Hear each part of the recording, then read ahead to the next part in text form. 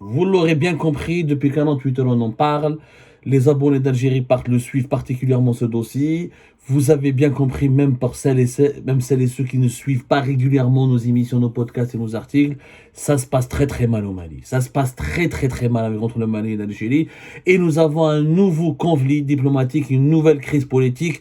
Pire qu'une crise, je l'ai dit, c'est un conflit qui oppose l'Algérie, encore une fois, à l'un de ses voisins. En plus des problèmes que nous avons, de graves problèmes que nous avons avec le Maroc, de toutes les crises que nous avons subies, que nous avons même gérées de 2020 à 2023 avec ce nouveau régime algérien, jamais dans l'histoire de l'Algérie, un régime ou un système n'a provoqué autant de crises diplomatiques et politiques avec des partenaires importants à ses voisins. Problème avec le Maroc, rupture des relations directes avec le Maroc et situation de quasi-guerre, et une situation de quasi-rupture avec les Émirats Arabes Unis, une année et demie de relations de gel, de rupture des relations pratiquement non assumées mais non dites, mais sur le terrain c'était pratiquement une rupture de toutes les relations économiques et diplomatiques avec l'Espagne, l'un des 5 partenaires économiques et politiques les plus importants de l'Algérie, crise cyclique entre l'Algérie et la France, des tensions permanentes avec certaines factions en Libye, des problèmes et des malentendus, des tensions permanentes avec un gros pays du monde arabe qui est l'un des pays les plus riches du monde arabe et du monde musulman, l'Arabie Saoudite, des tensions aussi permanentes et cycliques avec l'Égypte. Nous avons connu de 2020 à 2024, cette année-là, que des crises avec ce régime. Que des crises, que des problèmes. Mais à un moment donné, une offre importante où là, les États-Unis ont essayé de se rapprocher avec le régime algérien, d'avoir de bonnes relations. Avec la Russie et la Chine, le régime Tebboune a essayé, ça n'a pas marché. On a expliqué que les Chinois et les Russes ont tourné le dos à l'Algérie, qui ne considèrent plus l'Algérie comme un partenaire stratégique. Ils ont refusé de parrainer l'Algérie, de cautionner l'Algérie et de la parrainer, de l'intégrer à leur club des BRICS, le club des pays, le club des puissances émergentes. La Chine qui n'investit quasiment plus en Algérie, il n'y a plus de projets stratégiques importants, et tous les projets annoncés par les autorités algériennes avec les autorités chinoises sont que des maquettes, et les entreprises chinoises concrètement sur le terrain ne sont plus présentes, mis à part dans quelques chantiers superficiels et symboliques. La Chine qui préfère aller investir au Maroc, en Égypte, au Congo, en Angola, au Nigeria. La Russie qui a maintenant qui est devenu le maître du Sahel et qui est en train d'éjecter l'Algérie de sa sphère d'influence et qui est en train de soutenir les nouveaux régimes du Sahel qui optent pour une politique d'émancipation accrue vis-à-vis de toutes les puissances régionales et internationales. Et l'Algérie est en train de subir de plein fouet les conséquences de la russification du Sahel.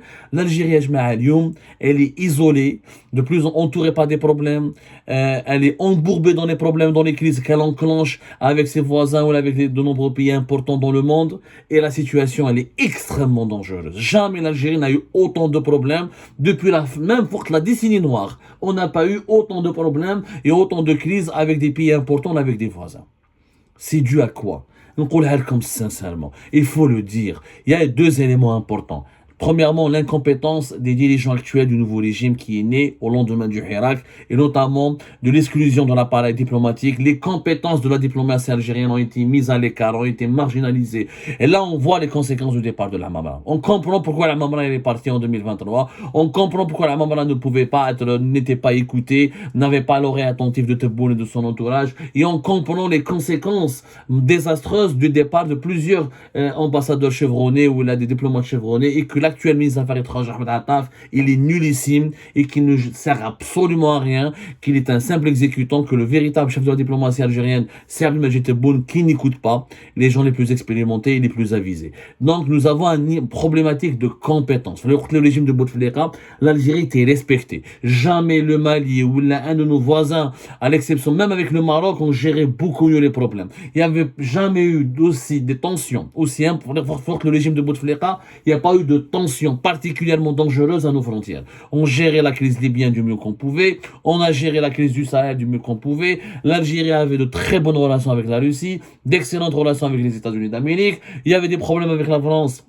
mais c'était pas du tout aussi tendu et ça a toujours été stable. Avec l'Union européenne, on était très apprécié. À l'époque de Bouteflika, on était un pays pivot, respecté par les pays, que ce soit l'Arabie Saoudite, les Émiratis, qui même s'ils préféraient le Maroc, ils n'ont jamais comploté contre l'Algérie, n'ont jamais minoré l'Algérie, n'ont jamais relativisé l'Algérie, parce qu'à l'époque de Bouteflika, nous avions une politique internationale extrêmement intelligente qui est celle du pragmatisme, de la neutralité, de l'offre de la médiation et celle de parler, d'être l'ami de tout le monde. L'Algérie était l'ami de tout le monde. Elle avait la capacité d'être l'ami de tout le monde parce qu'elle avait des valeurs qui étaient respectables. Elle avait la capacité de séduire et de comprendre le langage de chaque partenaire important, de chaque pays différent.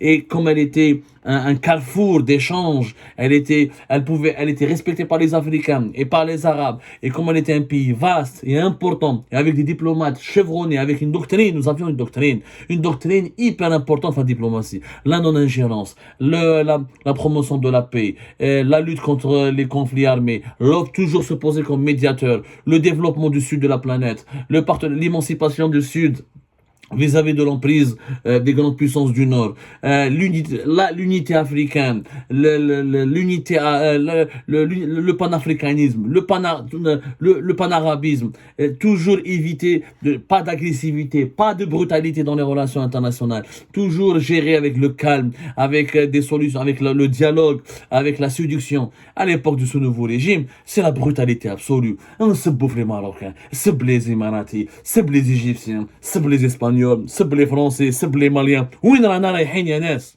C'est aussi, et je le dis, et je l'assume, et je suis pratiquement le seul à le dire. Mais je ne vois pas beaucoup de voix qui s'élèvent pour faire ce constat. Et on m'a diabolisé, on m'a insulté, on m'a vilipendé pour avoir fait ce constat. C'est aussi la conséquence de l'effondrement des services secrets. Cet isolement géopolitique de l'Algérie, ces problèmes, ces menaces qui nous proviennent de l'étranger, et ces crises permanente, cyclique. Il n'y a pas un mois, il n'y a pas pratiquement un semestre ou un trimestre où l'Algérie n'a pas un nouveau problème avec un pays. Il n'y a pas. Mais cache, si c'est pas le Mali, c'est l'Espagne, c'est pas l'Espagne, c'est la France, c'est pas la France, c'est les Émirats, c'est pas les Émirats, c'est l'Arabie Saoudite, c'est pas l'Arabie Saoudite, c'est traditionnellement le Maroc, c'est devenu tradition. L'hostilité, le problème, la crise avec le Maroc, c'est devenu une tradition ancrée. Nous vivons qu'au rythme des problèmes et des tensions géopolitiques, parce que nous n'avons plus de services de renseignement. Quand les services de renseignement, quand les services secrets étaient une institution, Général Taufer, quand ils étaient une véritable institution, avec des généraux bien formés, des officiers qui maîtrisaient les langues étrangères, qui maîtrisaient leurs dossiers, qui étaient sur le terrain, qui avaient des carnets d'adresses, qui tissaient des liens avec leurs homologues, les services des pays voisins ou des pays étrangers, qui avait de véritables connexions avec les élites dirigeantes les plus influentes, l'Algérie n'avait pas de problème diplomatique. Rappelez-vous du Mali. Pourquoi les services de renseignement sont importants d'abord? Il faut savoir que un pays a deux manières de gérer ses relations internationales. Il a deux canaux. Les États ont deux canaux pour gérer les relations internationales. Ils ont la diplomatie classique et traditionnelle que nous connaissons, mais aussi la diplomatie de coulisses, qui est les services de renseignement, qui est le renseignement extérieur. Les services secrets, ils ont deux branches. Renseignement intérieur, renseignement extérieur. Le renseignement intérieur, c'est la lutte contre le terrorisme, l'ordre public, contre le contre-espionnage, préserver l'unité nationale, la fédérer les forces vives de la nation, veiller sur la cohésion du pays, etc. Le renseignement extérieur, c'est identifier les menaces à l'étranger, tisser des alliances avec des pays importants, lutter contre les lobbies étrangers à l'étranger qui veulent du mal à notre pays, avoir des données et des informations importantes et fournir des éclairages et des données et des informations importantes qui permettent aux diplomates et aux chefs de l'État de prendre des positions stratégiques dans des dossiers stratégiques. Un chef d'État, un dirigeant, s'il a de fausses données, il prend des fausses décisions. S'il a des mauvaises données, il prend une mauvaise décision. Tout est dans l'information, tout est dans le conseil, tout est dans les idées et les données qu'il arrive à percevoir, qu'ils atterrissent sur son bureau, ou qui lui sont communiquées pour pouvoir faire sa décision et prendre une décision. Or, le renseignement extérieur en ce moment en Algérie, il est dans une situation désastreuse. Jamais le renseignement extérieur algérien n'a été dans une situation aussi catastrophique. On a détruit les services algériens depuis 2019.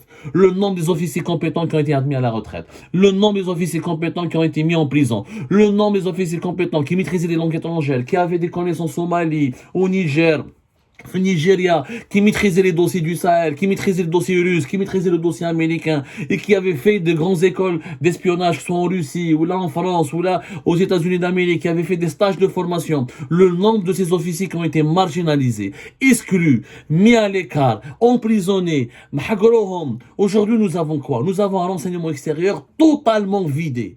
Totalement vidé de sa substance. Qu'on le veuille ou non, les dirigeants actuels de l'enseignement extérieur ne sont pas issus du renseignement extérieur. Ils ne maîtrisent même pas peut-être les langues étrangères. Ils n'ont pas fait des études dans les relations internationales. Ils ne connaissent pas les enjeux des sciences politiques et les enjeux secrets de la géopolitique. Alors je vous veux général Toffer, qui dirigeait l'enseignement extérieur? Le fameux général-major Rachid Lalali, qui est mort à l'âge de 74 ans, qui est mort en 2022. En 2021, à l'âge de 74 ans. En 2015, c'est lui qui avait négocié les accords d'Alger. C'est lui, alors même qu'il était déjà à la retraite en 2014. Mais 2015, c'est lui qui a réuni toutes les factions maliennes. C'est lui qui a convaincu les rebelles, les autorités maliennes de rouler, de marcher pour les accords d'Alger 2015. Et c'est lui qui a imposé la paix pour que les autorités maliennes et la communauté internationale ne s'intéressent qu'à la lutte contre les groupes armés terroristes, Al-Qaïda, Daesh, qui commençaient à prospérer au nord du Mali. C'est lui. Pourquoi c'était possible? Pourquoi à l'époque, en 2015 et en 2014, l'Algérie avait pu imposer les accords d'Alger? Parce que la DDSE, la direction de la documentation de la sécurité extérieure, il y avait des compétences. Il y avait des vrais connaisseurs du Mali. Il y avait des officiers qui ont fait de longues années d'expérience, qui étaient en poste au Mali, en poste à Bamako, à Gao, au Niger, au Bénin, au Côte d'Ivoire, qui connaissaient bien l'Afrique de l'Ouest et le Sahel. اليوم ما كانش. اليوم يلحم بابك كي tu conseilles انت تروح تجيب l'imam Déco, Mahmoud Déco, un salafiste opposant qui n'a rien à voir avec les accords d'Alger, et tu l'invites en Algérie, tu l'invites à Alger le 19 décembre 2023. Et tu te demandes comment les autorités maliennes ne vont pas s'énerver. Mais quel est le con qui peut préconiser au président algérien d'accueillir un opposant virulent aux autorités maliennes et qui n'a rien à voir avec les autorités, avec l'accord d'Alger? Hier, le communiqué du ministère des Affaires étrangères, l'Algérie avait dit qu'elle a consulté tout l'ensemble, toutes les composantes qui sont concernées par les accords d'Alger, et c'est ça dans le cadre de la médiation internationale, et les autorités maliennes étaient informées, consultées. C'est faux. L'imam Mahmoud Déco, qui est venu le 19 décembre à Alger, n'a rien à voir avec les accords d'Alger. Il dirige pas un groupe rebelle, il n'est pas dans la rébellion. C'est un personnage politique qui a enclenché, qui a participé à la chute de l'ancien président malien Ebeka en 2020, et qui est aujourd'hui un opposant virulent dont les partisans menacent les autorités maliennes de transition actuelles et les dirigeants militaires actuels de les renverser à travers des mouvements de contestation populaire. Quand tu l'invites à Alger, tu te mets à dos le régime malien. C'est logique. N'importe quel officier qui fait en petite formation dans la dernière des écoles d'espionnage ou dans l'enseignement au monde, il pourrait te faire un rapport pour te dire: je déconseille vivement à mes autorités ou à mes supérieurs ou à ma tutelle d'inviter ou de ramener l'imam Mahmoud Déco à Alger, parce que ça va nuire à nos efforts de rapprochement et à nos efforts de collaboration et de coopération avec les dirigeants maliens actuels. Mais les Tunisiens vont inviter Ali Belhadj en Tunisie, après les Tunisiens vont s'étonner pourquoi l'Algérie s'est énervée.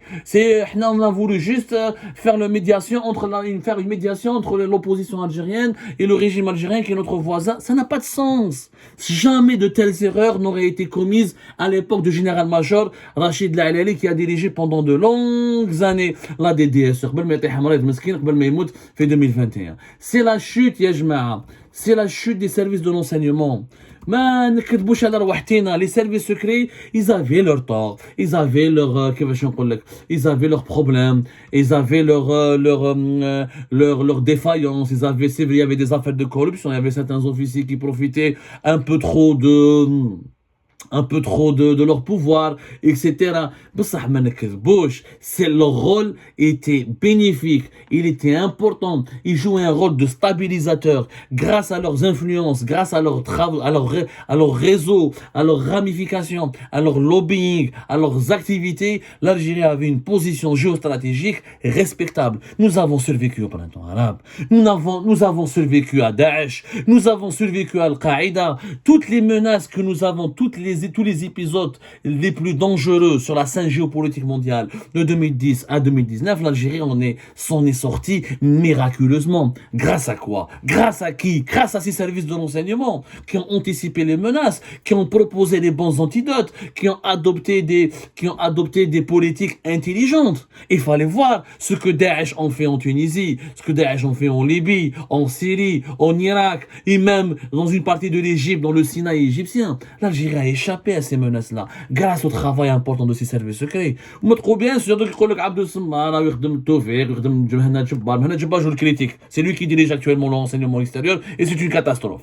Moi, si j'étais à la place de Tebboune, je remplacerais le général Mohamed Jebbar. Mohamed Jebbar place la sécurité militaire ou le coordinateur, mais khaté le renseignement extérieur. Et ça.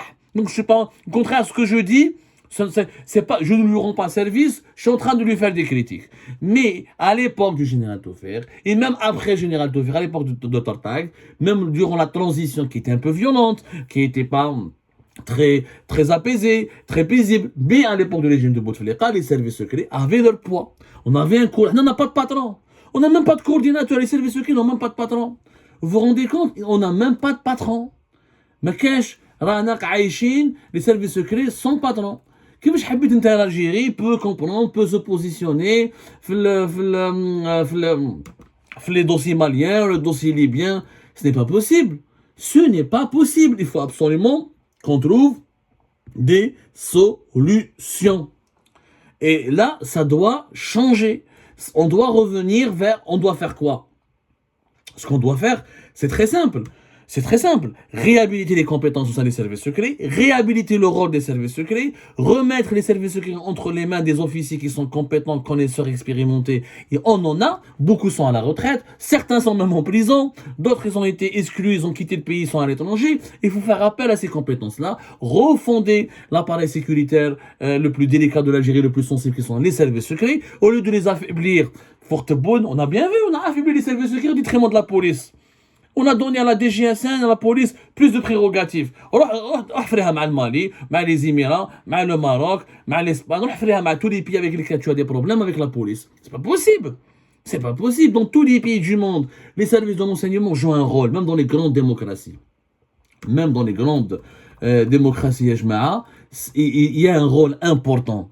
Il y a un rôle important que jouent les services secrets. Il y a un rôle qui est sain, celui de garant de la sécurité nationale, celui de l'intelligence. C'est quoi les services de l'intelligence? C'est-à-dire ramener l'information avant tout le monde, décrypter l'information avant tout le monde, donner et récupérer les bonnes données et anticiper les menaces et préparer des scénarios préalables pour éviter les crises, que ce soit à l'extérieur ou à l'intérieur du pays. Mais ça, qui peut le comprendre? Personne en ce moment, en tout cas dans le régime actuel qui dirige l'Algérie, ne peut le comprendre. Et ça doit changer. Ça doit absolument changer. Si ça change pas, si on réhabilite pas les services secrets, si on leur redonne pas le véritable prérogative, si on ne les, si on ne les, comment dirais-je, si on ne les réhabilite pas, et si on désigne pas un nouveau patron des services secrets, on n'a pas de patron depuis 2019, et si on ne donne pas les clés de la boîte à des officiers compétents, expérimentés, et qui ont démontré leur efficacité déjà sur le terrain durant les années précédentes, l'Algérie va se retrouver dans de sales draps,